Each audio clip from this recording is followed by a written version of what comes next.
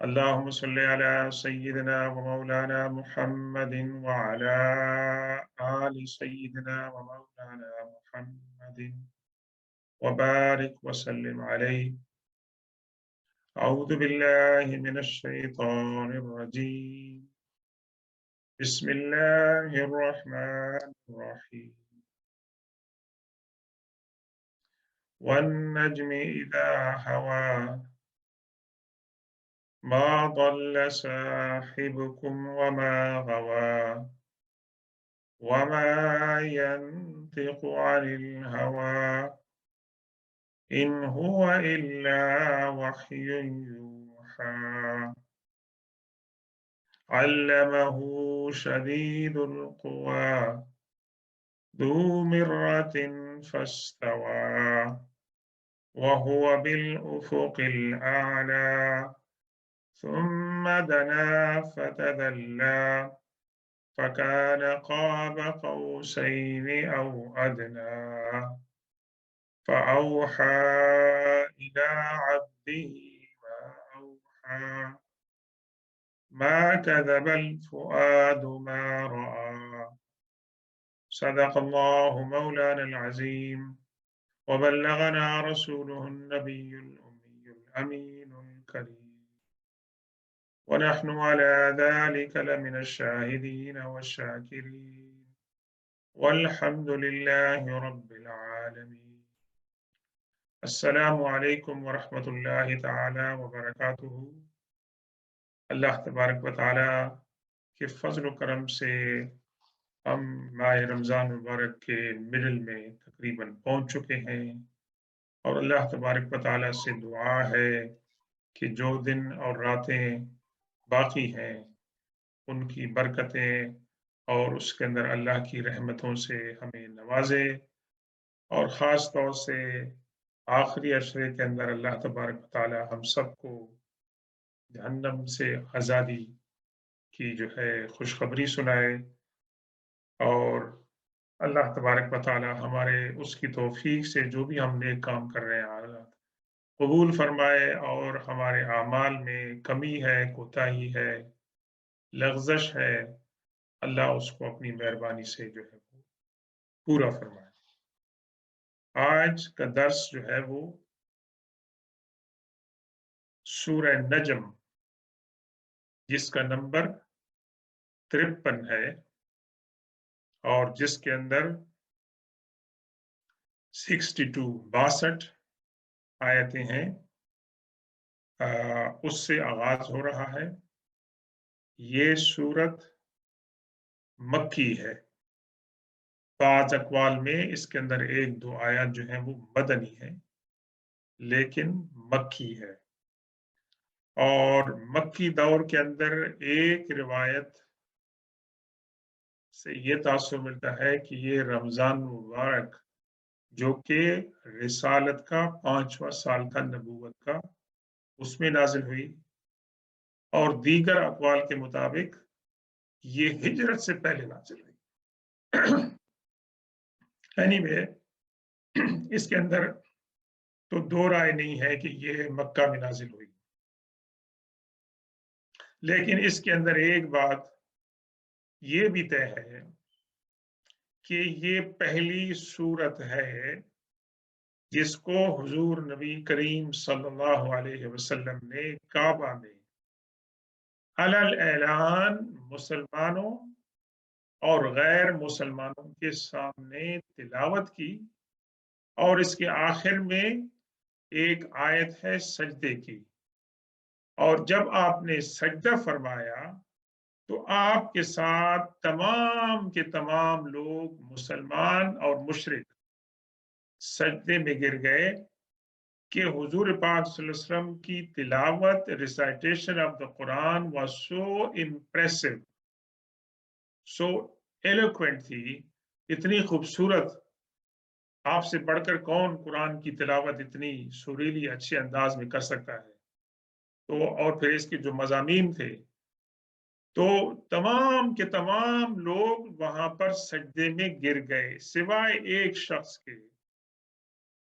کہ جس نے वहां पर हाथ में हथेली में मट्टी ली और उसके ऊपर उसने सजदा किया। और वो कुरैश का सरदार था उमैया बिन खल्फ, और वो हालत कुफ्र के अंदर बदर के अंदर वो मारा गया। और एक दूसरे सहाबी हैं कि उन्होंने कहा कि मैं सजदा नहीं कर सका, और अब यह है कि जब भी ये सूरत की मैं तिलावत करता हूँ इसके अंदर जो है वो मैं सजदा करता हूँ। ये सूरत के बारे में ये कहा गया है कि ये सूरह इखलास के बाद नाज़िल हुई। तो इससे पहले जो सूरत थी सूरह तूर, सूरह तूर और सूरह नजम के अंदर अगरचे कुछ कॉमन बातें हैं, लेकिन जैसे कि हमारे फरीज भाई ने पिछली दफा सवाल किया था कि सूरह तूर के आखिर में अन्नुजूम आया था, और सूरह नजम की इब्तिदाई आयत जो है उसका पहला लफ्ज नजम से शुरू हो रहा है, जिससे कि इस सूरत को सूरतुन नजम दिया गया है। तो बज़ाहिर तो कोई ताल्लुक नजर नहीं आता है, लेकिन इस लिहाज से कि इदबार नजूम से मुराद ये है कि जब सितारे जो हैं वो लौट रहे हैं, यानी सुबह तुलू हो रही है, और उस वक्त जो है, जैसे मैंने अर्ज किया था कि हुजूर पाक ने फरमाया कि फजर की 2 रकातें जो सुन्नतें हैं उनको अदा किया जाए, और उनका उसके अंदर जो है वो जिक्र था। बहरहाल दोनों में कुछ कॉमन बातें हैं। मिसाल के तौर पर आ, पहले जो सूरह तूर थी उसमें उन लोगों का ये एतराज जाहिर किया गया था कि वो कहते थे कि नौजुबिल्लाह हुजूर पाक सल्लल्लाहु अलैहि वसल्लम ने कुरान को फैब्रिकेट किया है। और इसी तरह इस सूरत के आगाज में उस फैब्रिकेशन का जो एलिगेशन है उसको बहुत स्ट्रांगली रिफ्यूट किया गया है।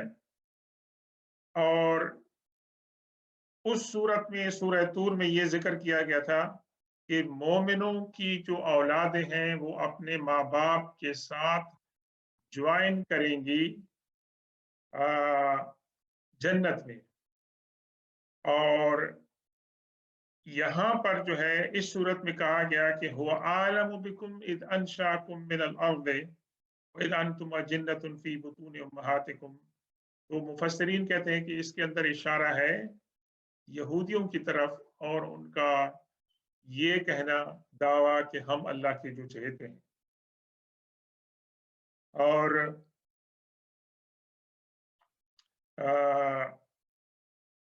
ये चंद जो है उसके अंदर जो है ना बातें हैं। और इसके अलावा इस सूरत के अंदर चंद अहम मज़ामीन बयान हुई है।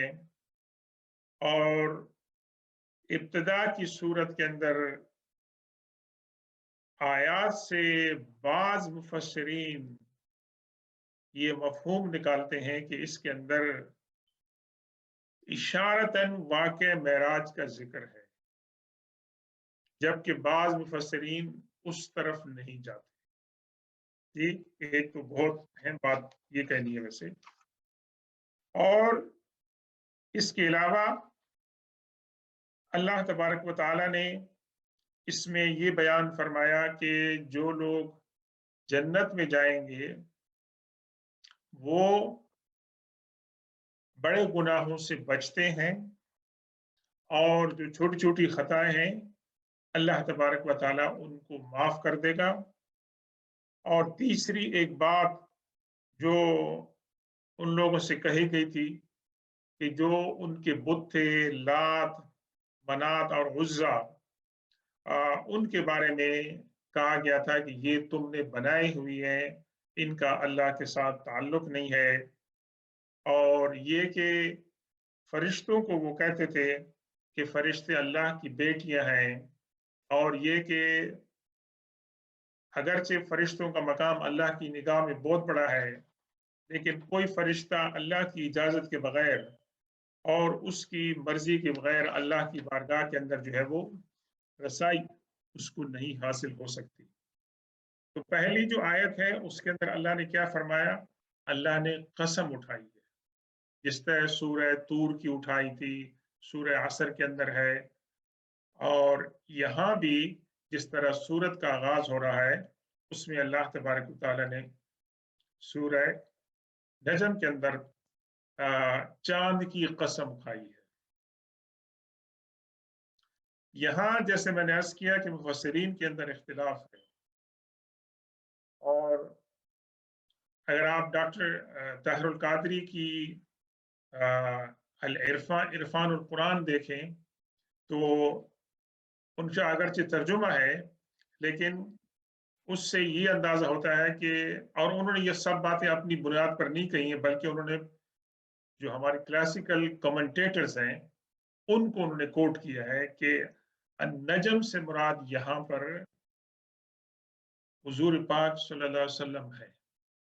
جی، ترجمہ اردو کا آسان یہ ہوگا کہ چاند کی قسم کہ جب وہ مطلب ہے کہ نیچے جھکا، تو طاہر القادری صاحب نے جو ترجمہ کیا ہے کہ حضور پاک صلی اللہ علیہ وسلم کی قسم کہ جب آپ آسمانوں کے اندر جب تشریف لے گئے اور آپ نیچے اترے۔ جی، تو یہ انہوں نے ترجمہ کیا ہے، اپنی بنیاد پر نہیں کیا ہے، بلکہ وہ پہلے کے جو مفسرین ہیں وہ ان کو کوٹ کرتے ہیں۔ ما ضل صاحبکم وما غوی، اللہ تبارک و تعالیٰ نے چاند کی قسم کھائی ہے، اور اس کے بعد کے مضامین کے اندر کیا ہے؟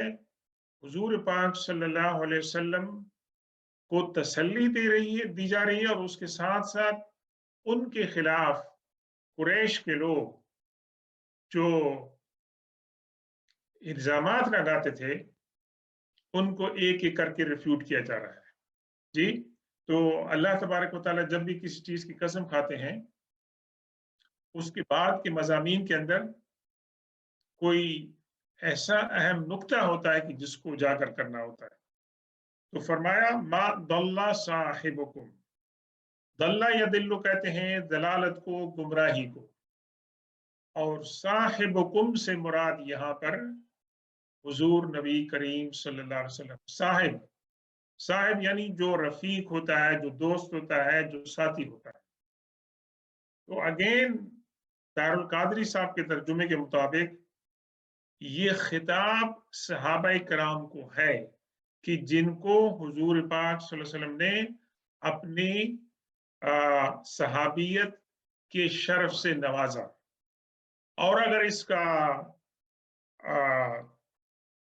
معنی جو ہے عام مفہوم میں لیا جائے، جس کے معنی دوست کے ہوتے ہیں، ساتھی کے ہوتے ہیں، کمپینین کے ہوتے ہیں، تو اس سے مراد یہ ہوگا کہ آپ کے ساتھی یعنی محمد الرسول اللہ صلی اللہ علیہ وسلم کہ جن کا تم بچپن سے اب تک جو تمہارے ساتھ رہے ہیں اور جن کا اٹھنا بیٹھنا تم لوگ جانتے ہو، تو تمہارا ساتھی نہ تو گمراہ ہوا،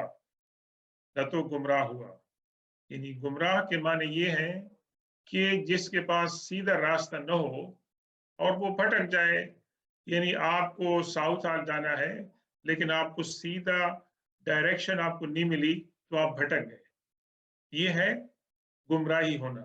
اور اس کو آپ اپلائی کریں پورے مطلب نظام حیات کے اوپر کہ انسان نے مطلب ہے کہ راہ حق کو پانے میں دھوکہ کھایا، گمراہی ہوئی اور وہ سیدھے راستے بھٹک گیا۔ وما غوا، غین واو اور یا کے اوپر آپ کھڑی زبر کریں گے تو غوا یغوی کے معنی ہے کہ وہ انسان کہ جو جان بوجھ کر سیدھے راستے کی بجائے وہ غلط راستے اختیار کرتا ہے۔ تو دو قسم کی यहाँ पर हुजूर पाक सल्लल्लाहु अलैहि वसल्लम की किरदार की खूबियां बयान की जा रही है। मा दल्ला साहिबुकुम, कि वो आपके साथी गुमराह नहीं हुई है।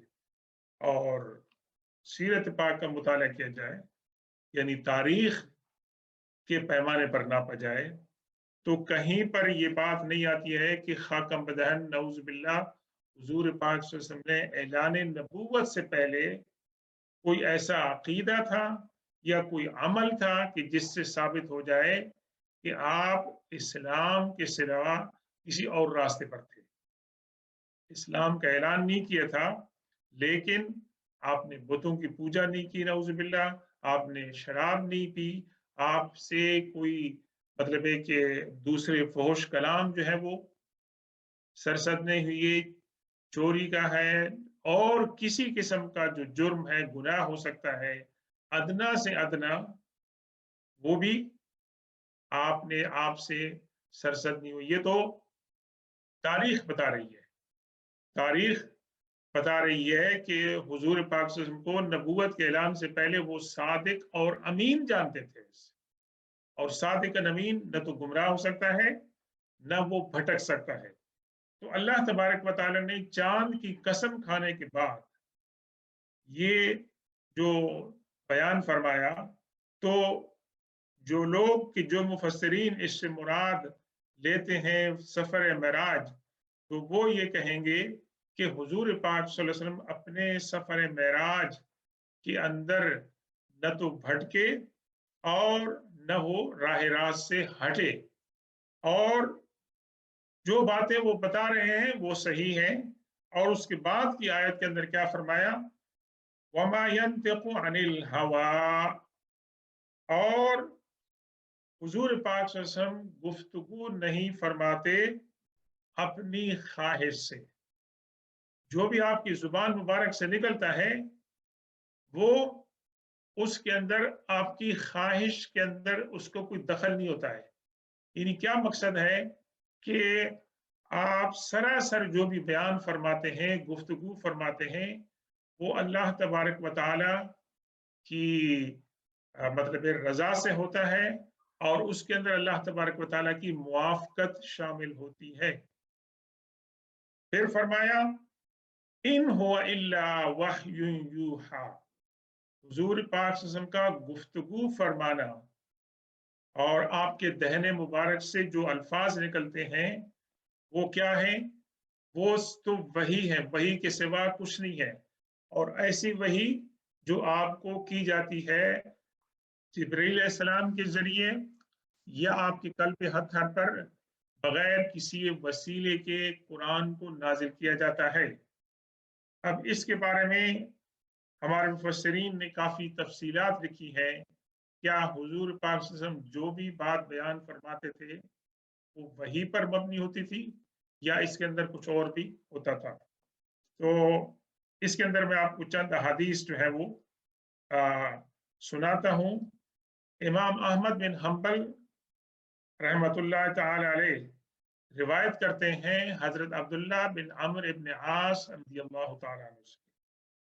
क्या कहते हैं कि ये मक्का की बात है, मक्की जिंदगी में हुजूर पाक सल्लल्लाहु अलैहि वसल्लम जो कुछ भी फरमाते थे मैं उसको लिख लिया करता था। अब ये हमारे यहाँ ये बहुत बड़ा सवाल होता है कि हदीस पाक की compilation, recording, it took place after hundreds of years, 200 years from the Prophet sallallahu alaihi wasallam। जी, ये एक बहुत बड़ा सबूत है among so many other evidences कि recording of the hadith took place in the lifetime and by the approval and sometime by his instruction by the Prophet sallallahu alaihi wasallam, कि हदीस की रिकॉर्डिंग जो है ये हुजूर सल्लल्लाहु अलैहि वसल्लम के दौर के अंदर आपकी हयात में हुई, और बाज़ औक़ात आपने हुक्म फरमाया और बाज़ औक़ात आपने उसको अप्रूव फरमाया। बहुत सी इसकी एविडेंस है। तो ये सहाबी रिवायत करते हैं कि हुजूर पाक सल्लल्लाहु अलैहि वसल्लम जो बात भी अपनी जुबान मुबारक से निकालते थे मैं उसको लिख लेता था। वैसे उनको इतना शौक था کہ हुजूर की बातों को लिखने का। ये देखें, इश्क और मोहब्बत और अदब और एहतराम की बात है। उनको खुद शौक था कि हुजूर सब के कलाम को मैं रिकॉर्ड करूं, और वो लिखते थे। फिर एक वक्त आया और ये लिखते थे कि एक वक्त आया कि मैंने उसको स्टॉप कर दिया लिखने का, मैंने उसको लिखना बंद कर दिया। तो हुजूर पाक सल्लल्लाहु अलैहि वसल्लम से मैंने जिक्र किया, मैंने इसको लिखना क्यों बंद कर दिया कि मुझे कुरैश के लोगों ने कहा कि ये तो एक इंसान है, और इंसान गुफ्तगू करते हैं बाज़ औक़ात गुस्से की हालत में, तो तुम जो है हर किस्म की बातें लिख लेते हो ऐसे। उनका इश्क और मोहब्बत क्या था कि हुजूर पाक की जुबान मुबारक से जो निकले मैं उसको लिख लूं, और वो लिख रहे थे। जब ये किसी ने उनसे कहा तो वहां पर वो रुक गए, उन्होंने लिखना बंद कर दिया और इसका जिक्र किया हुजूर पाक सल्लल्लाहु अलैहि वसल्लम से। या रसूलल्लाह, मैं आपकी जुबान मुबारक से हर लफ्ज को मैं लिख लेता था, लेकिन जब मुझे किसी ने मेरे ज़हन में ये वसवसा डाला कि हर बात लिखने की ज़रूरत क्या है, आप तो इंसान हैं, आप गुस्से की हालत में होते हैं, तो अल्लाह के रसूल ने क्या फरमाया? फरमाया उक्तुब। अब यहाँ पहले वो अपने शौक से लिखते थे, यहाँ पर वो हुजूर का फरमान है, इंस्ट्रक्शंस है, उक्तुब, डू राइट डाउन, लिखो तुम। फवल्लज़ी नफ्सी बियदिही मा खरज मिन्नी इल्लल हक़। उस खुदाए बुजुर्ग बरतर की कसम कि जिसके कब्जे कुदरत में मेरी जान है, मेरी जुबान से हक के सिवा कुछ नहीं निकलता। तो ये एक अर्ली एविडेंस है हदीस की किताबत का, कुरान की रिकॉर्डिंग का, और इस बात का कि हुजूर पाक सल्लल्लाहु अलैहि वसल्लम की जुबान मुबारक से जो बात निकलती है वो हक है। और फिर यह हमारे उलमा जो हैं उन्होंने तकसीम की है किस बात की कि एक है वही जली, मीन्स ओपन एंड क्लियर वही, वो कलाम कि जो जिब्रील अलैहिस्सलाम अल्लाह से हुजूर पाक से उनके ऊपर नाजिल करते हैं, उसको वही जली कहते हैं, ठीक, या उसको कहते हैं वही मतलू, the one which is recited. और दूसरी कौन सी है? वही खफी या वही गैर मतलू। वही खफी वो है कि जो जिब्रील अलैहिस्सलाम के जरिए न हो, मिसाल के तौर पर अल्लाह तबारक व तआला आपके कल्बे अतहर पर उस बात को इल्का फरमा दे और वो कुरान का हिस्सा न हो तो उसकी तिलावत नहीं की जाती है।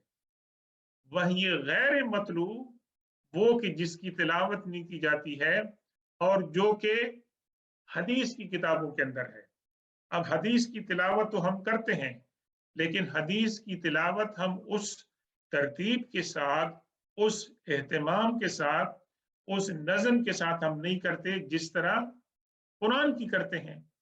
तो इसी तरह मुहद्दिसीन ने हदीसों के भी सिपारे बनाए हुई हैं, पारे बनाई हुई हैं, और उनकी तिलावत की जाती है ख़ास तौर पर जब हमारे दीनी मदरसों में जो तलबा हदीस का दौरा करते हैं, हदीस के आखिरी स्टेज पर होते हैं, तो उनको वहां पर लफ्ज बलफ्ज, मिसाल के तौर पर बुखारी के जो किताब है उसके सिपारों की तिलावत की जाती है, इसलिए कि ताकि ये पता चले कि हुजूर पास उनका कलाम है और ये बाइस बरकत है इसका पढ़ना, इसका सुनना, तो वो उसकी तिलावत जो है वो की जाती है।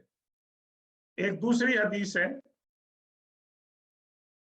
कि अल्लाह के रसूल सल्लल्लाहु अलैहि वसल्लम ने इरशाद फरमाया, और इसको हाफिज बाजार ने अपनी मजमूए हदीस ऑफ कलेक्शन में लिखा है मा अखबरतुकुम अन्नहु मिन इंदिल्लाहि फहुवल्लज़ी ला शक्क फीहि।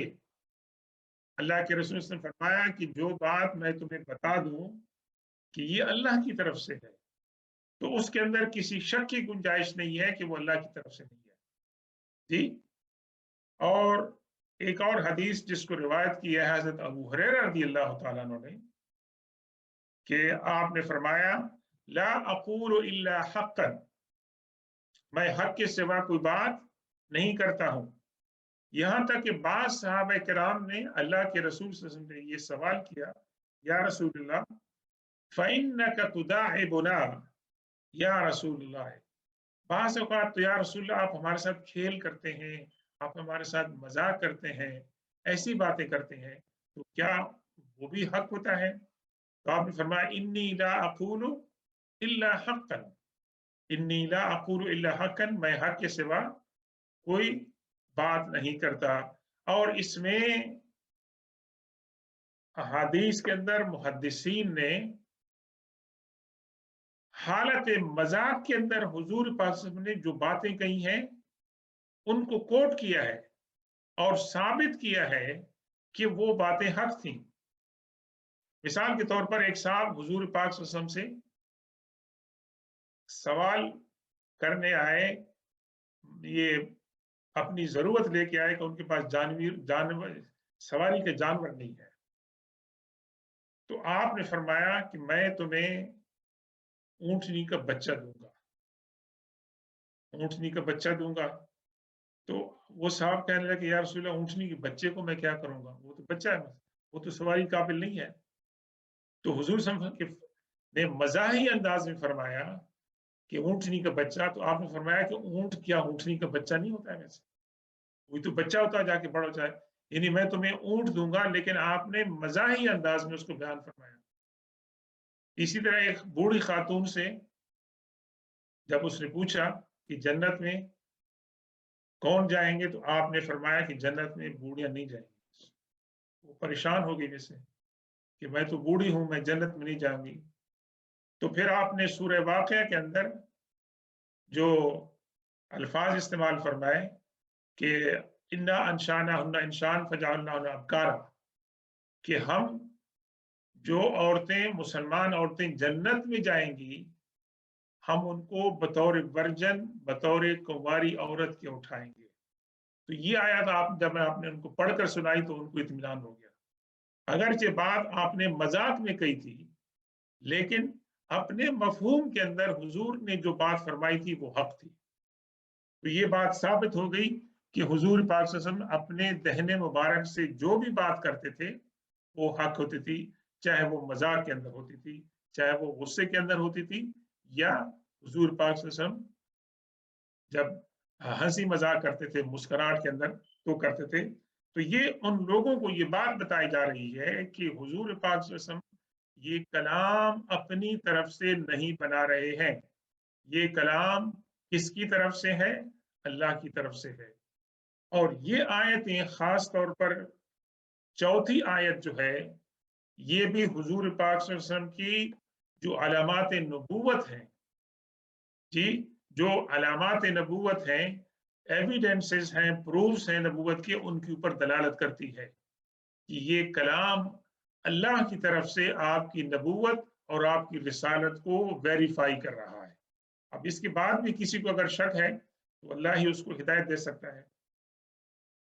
अल्लमहु शदीदुल कुवा, अल्लमहु, हु के अंदर जो सेकंड पर्सन है, थर्ड पर्सन है हु, जमीर गायब की, उसके अंदर कोई शक नहीं है कि उससे मुराद हुजूर पाक सल्लल्लाहु अलैहि वसल्लम है। लेकिन इसके बाद शदीदुल कुवा के अंदर हमारे यहाँ दो तफसीरें या दो राय हो जाती हैं। आपको सिखाया किसने? शदीद, उसने सिखाया कि जो ताकतवर है। अल कुवा मीन्स के वो ताकतवर है। अब इससे मुराद हमारे मुफस्सिरीन के एक गिरोह ने इससे मुराद कौन लिए? जिब्राईल अलैहिस्सलाम। जिब्रील अलैहिस्सलाम बहुत ही पावरफुल हैं, इतने पावरफुल हैं कि हजरत लूत अलैहिस्सलाम की कौम की बस्तियों को ऊपर से नहीं उठाया, जहां उनकी फाउंडेशन थी उनकी फाउंडेशन समेत तमाम बस्तियों को इस तरह ऊपर उठा के ले गए और आसमान से फिर उनको उल्टा नीचे फेंक दिया जी।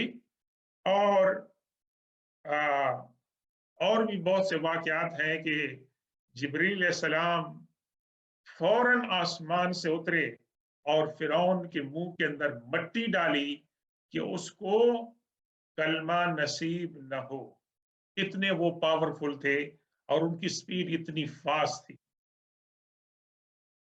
मैंने अर्ज किया कि डॉक्टर ताहिर कादरी साहब ने यहां से मुराद लिया है, शदीद उल कुवा से मुराद लिया है अल्लाह तबारक व तआला की जात, जो बहुत ही पावरफुल है, उसने आपको टीच किया है।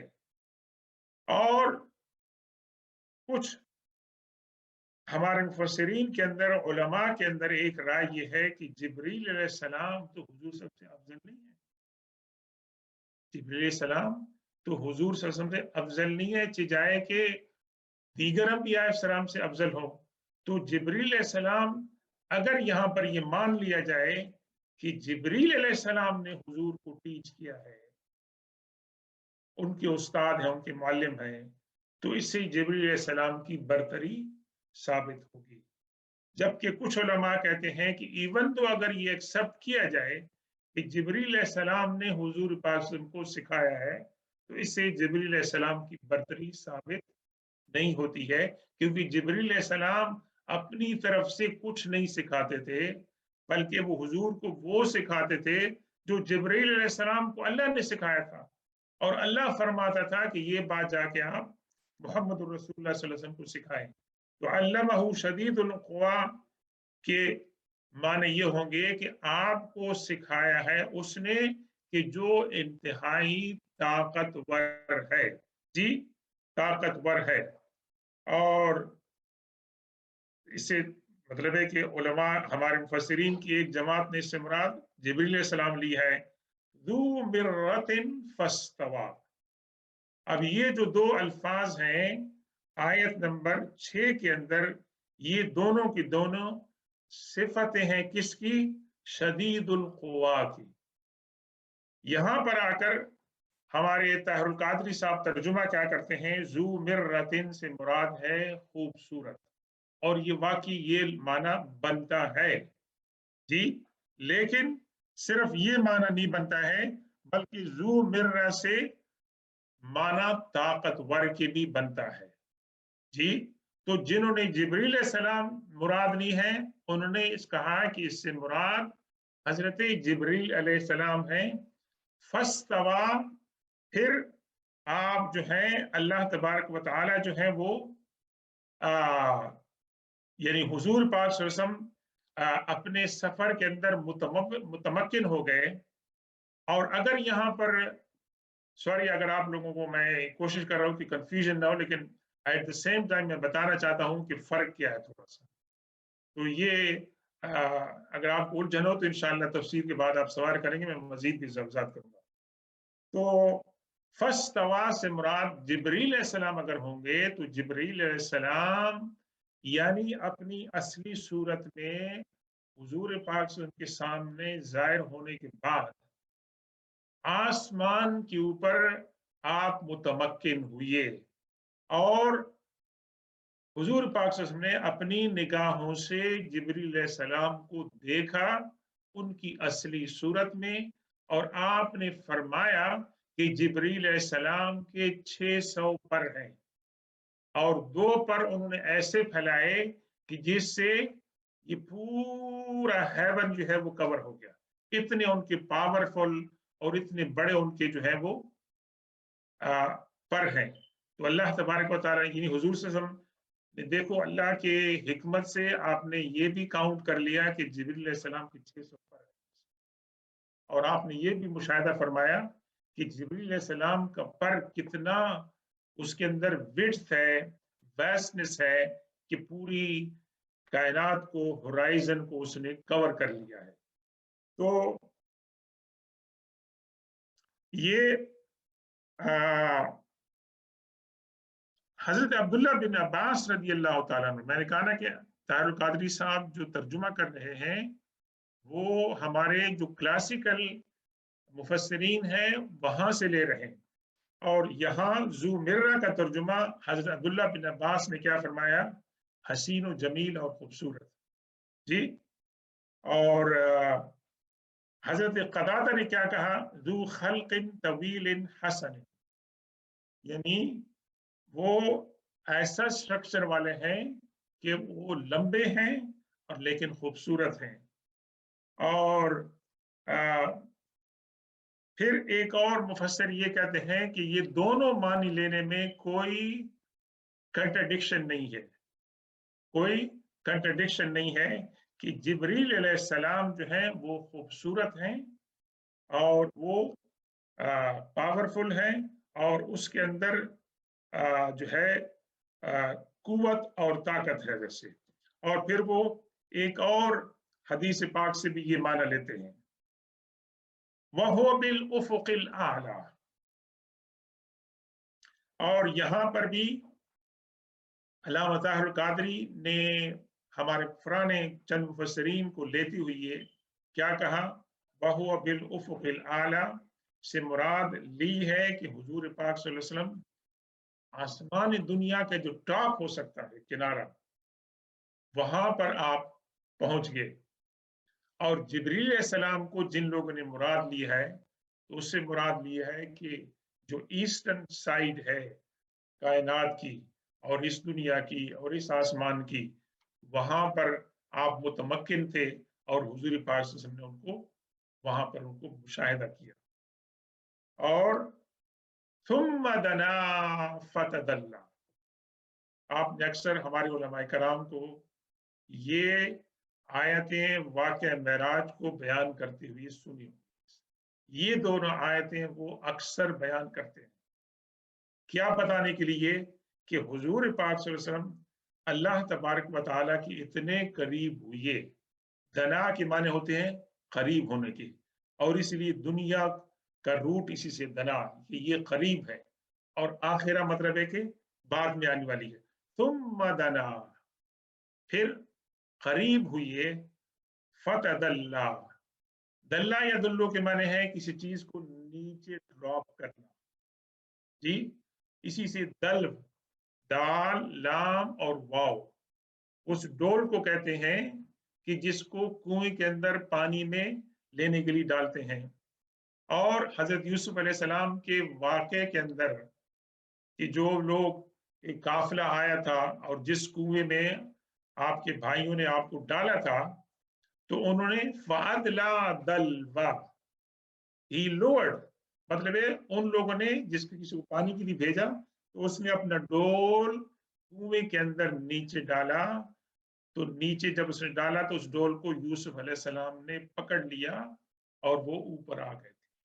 تو وہاں بھی یہ لفظ استعمال ہوئی ہیں. تو ثم دنا کے معنی ہیں پھر قریب ہوئے، فتدلى اور نیچے آئے اور قریب آئے. فکانا قاب قوسین او ادنا، تو اب جو ڈسٹینس تھا اللہ کے درمیان اور حضور پاک صلی اللہ علیہ وسلم کے درمیان معراج کی رات میں، یا اگر ترجمہ کریں گے اس سے مراد جبریل علیہ السلام کی، جبریل علیہ السلام بہت ہی قریب آ گئے، تو جبریل علیہ السلام اور حضور صلی اللہ علیہ وسلم کے درمیان کتنا فاصلہ تھا؟ قاب قوسین او ادنا، 2 کمانوں یا اس سے بھی کم تھا، ویسے اتنے قریب آ گئے ویسے. تو یہ دونوں میننگ جو ہے ہمارے مفسرین نے لی ہے ویسے. اور اس کے اندر الجھنے کی ضرورت نہیں ہے ویسے. اس کی وجہ یہ ہے کہ قرآن کے اندر ان الفاظ، ان موضوعات کو زیادہ وضاحت کے ساتھ نہیں بیان کیا گیا. اور اگر آپ ایک معنی لیں گے تو آپ یہ نہیں کہہ سکتے ہیں کہ دوسرا معنی رانگ ہے. تو دونوں کے دونوں میننگ جو ہے وہ صحیح ہیں، اور علماء نے اپنے اجتہاد سے جو میننگ ایکسٹریکٹ کی ہیں دے آر بوتھ رائٹ. ہم عام لوگوں کے لیے کیا ہے کہ ہم دونوں کو ایکسیپٹ کریں، اور اگر کسی اور ایک اوپینین کو ہم اختیار کرتے ہیں تو یہ ہمارا انٹائٹلمنٹ جو ہے بنتا ہے. اس کے اندر نعوذ باللہ کو کفر اور ایمان کی کوئی بات نہیں ہے، بلکہ یہ اپنی اپنی فہم کی بات ہے. تو یہ آیتیں آپ اکثر علماء کرام جب واقعہ معراج بیان کرتے ہیں، یہ ثابت کرنے کے لیے کہ اللہ تعالیٰ حضور صلی اللہ علیہ وسلم کے اتنے قریب ہوا کہ پھر 2 کمانوں یا اس سے کم سے بھی فاصلہ باقی رہ گیا. فَأَوْحَى إِلَىٰ عَبْدِهِ مَا أَوْحَى. اب آیت نمبر 14 کے اندر جو لوگ کہ ان آیات کے اندر حضور پاک صلی اللہ علیہ وسلم کو مراد لیتے ہیں، وہ کیا کہتے ہیں؟ اس کا ترجمہ کیا ہے؟ پھر اس نے اپنے بندے کی طرف وحی کی جو اس نے وحی کرنی تھی. تو عبدہی سے مراد وہ کہتے ہیں کہ بلا شبہ حضور پاک صلی اللہ علیہ وسلم ہیں، اور اوحا کے اندر جو فاعل ہے اس کی ضمیر لوٹ رہی ہے کہاں سے؟ عبدہی سے. اللہ نے اپنے بندے کی طرف وحی کی. دوسرے حضرات جس سے جبرائیل علیہ السلام مراد لے کے، جبرائیل علیہ السلام نے اللہ کے بندے کو اللہ کی وحی کی. تو دونوں میننگ جو ہے وہ صحیح ہے. یعنی کہ جب جبرائیل علیہ السلام کو حضور پاک صلی اللہ علیہ وسلم نے دیکھا تو جبرائیل علیہ السلام نے حضور پاک صلی اللہ علیہ وسلم کو اللہ کی وحی کی. تو جبرائیل علیہ السلام کو حضور پاک صلی اللہ علیہ وسلم نے اپنی اصلی صورت میں 2 موقعوں پر دیکھا. ایک جب پہلی دفعہ وہ وحی لے کر آئے، اللہ کے رسول نے ان کو اصلی صورت میں دیکھا. اور ایک جب حضور صلی اللہ علیہ وسلم کے ساتھ جبرائیل علیہ السلام معراج پہ تشریف لے جا رہے تھے تو وہاں جبرائیل علیہ السلام کو آپ نے اپنی صورت حال میں، اپنی صورت کے اندر آپ نے ان کو دیکھا. تو افق الاعلیٰ سے مراد حضرت اکرمہ نے کیا لیا ہے کہ وہ ہورائزن کے جہاں سب سے پہلے سورج کی لائٹ جو ہے وہ نکلتی ہے ویسے جی، اور وہ کیا ہے کہ جہاں پر سن رائز ہوتا ہے اس سے مراد وہ ہے. ویسے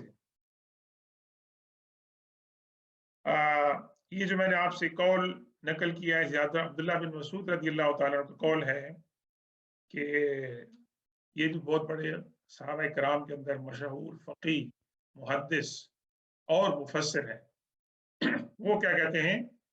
ان رسول اللہ صلی اللہ علیہ وسلم لم یر جبرائیل فی صورتہ الا مرتین. تو یہ دونوں صورتیں انہوں نے جو ہے نا ذکر کی ہیں. اور یہ جو دوسری روایت ہے کہ جب جبرائیل علیہ السلام قرآن پاک نازل ہو رہا تھا تو اس وقت آپ نے ان کو دیکھا تھا کہ جبرائیل علیہ السلام بہت ہی قریب جو ہے وہ آ چکے تھے.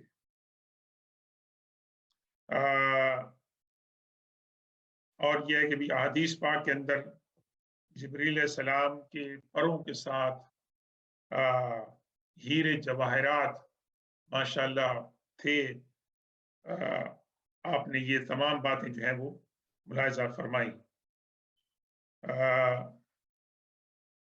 یہ اس کے اندر کافی جو ہے وہ تفصیلات ہیں جن کا میں نے تھوڑا سا جو ہے وہ ذکر کیا. ویسے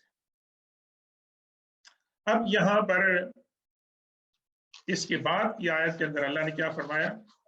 آیت نمبر فرمایا آیت نمبر 11 کے اندر ما کذب الفؤاد ما رأى. حضور پاک صلی اللہ علیہ وسلم کے قلب اطہر نے جو دیکھا اس کو جھٹلایا نہیں. یعنی آپ نے جو دیکھا اس کو آپ نے جھٹلایا نہیں. کہ آپ کے دل کے اندر یہ بات یقینی تھی کہ جو آپ دیکھ رہے تھے وہ حق تھا. یہاں پر یہ مسئلہ ہمارے علماء کے اندر، فقہا کے اندر، مفسرین کے اندر، محدثین کے اندر، اور آج تک یہ بحث چل رہی ہے کہ کیا واقعہ معراج میں اللہ کے رسول صلی اللہ علیہ وسلم نے اللہ کو دیکھا، یا اس سے مراد، دیکھنے سے مراد جبرائیل علیہ السلام ہے؟ تو یہ اختلاف صحابہ کرام کے درمیان بھی تھا اور بعد کے علماء کے اندر بھی ہے۔ مثال کے طور پر کہ حضرت عباس، عبداللہ بن عباس رضی اللہ تعالیٰ عنہ کیا کہتے ہیں کہ رہا محمد ربہ بفؤادہ مرتین، کہ حضرت حضور پاک صلی اللہ علیہ وسلم نے اپنے رب کا دیدار فرمایا اپنے دل کے ساتھ 2 مرتبہ، اور پھر انہوں نے ایک حدیث پاک بیان کی ویسے تو حضرت عبداللہ بن مسعود اور امام بخاری وغیرہ بھی جو ہیں یہ باتیں انہوں نے بھی اس کے بارے میں کی ہیں ویسے، لیکن حضرت عائشہ صدیقہ رضی اللہ تعالیٰ عنہا وہ کہتی تھی کہ جو لوگ یہ کہتے ہیں کہ حضور صلی اللہ علیہ وسلم نے اللہ کو معراج کی رات میں دیکھا ہے وہ رانگ ہے ویسے۔ کیوں؟ کہ قرآن کے اندر ایک آیت ہے لا تدرکہ الابصار وہو یدرک الابصار، یہ سورہ آراف کے اندر ہے غالباً 8ویں سپارے سے پہلے، کہ اللہ کو انسانی نگاہیں نہیں دیکھ سکتی ہیں، اور اللہ تبارک و تعالی انسان کی نگاہوں کو جو ہے وہ دیکھ سکتا ہے۔ تو جو لوگ یہ ثابت کرتے ہیں کہ حضور صلی اللہ علیہ وسلم نے اللہ کو دیکھا ہے، ان کی ایک دلیل یہ ہے کہ حضور پاک صلی اللہ علیہ وسلم اس جسمانی ماحول اور دنیا سے آگے چلے گئے تھے، ایک نورانی ماحول کے اندر آپ پہنچ گئے تھے، تو وہاں پر جو بھی مشاہدات ہوئے وہ آپ کو ہوئے چونکہ ایک آپ نورانی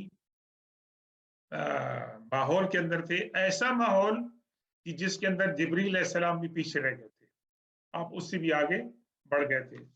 تو یہ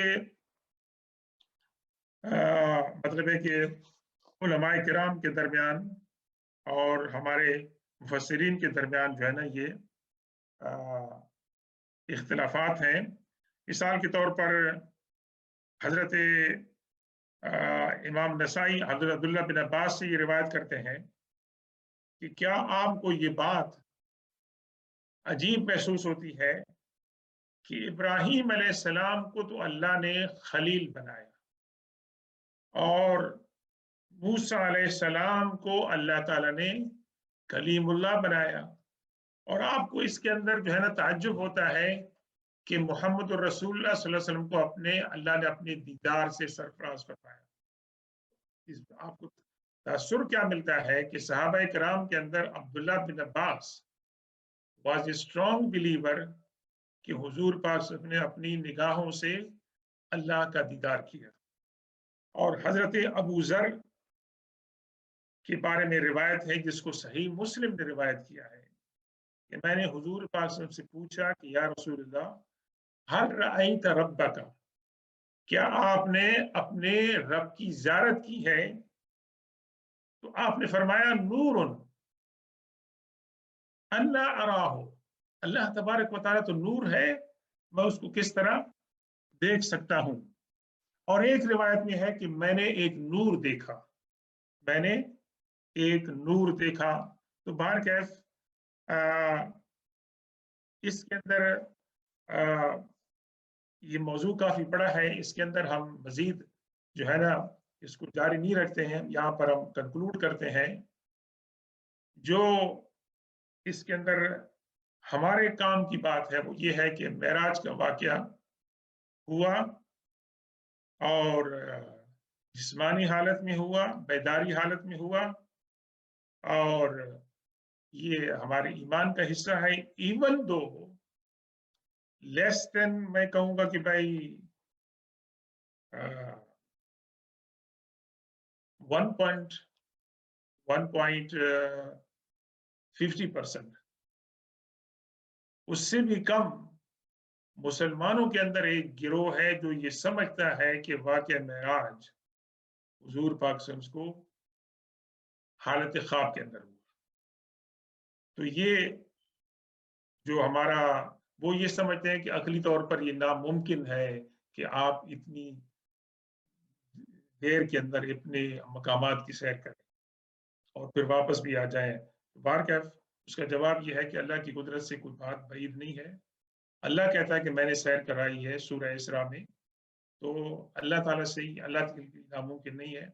تو ہمیں ایمان یہ رکھنا چاہیے کہ اللہ تبارک و تعالیٰ نے جو معراج کا جو واقعہ ہوا ہے وہ برحق ہے اور ہم اس کو مانتے ہیں، اور حضور پاک صلی اللہ علیہ وسلم کی یہ معجزات میں سے بھی ہے اور آپ کے کمالات میں سے بھی ہے. تو اس آیت نمبر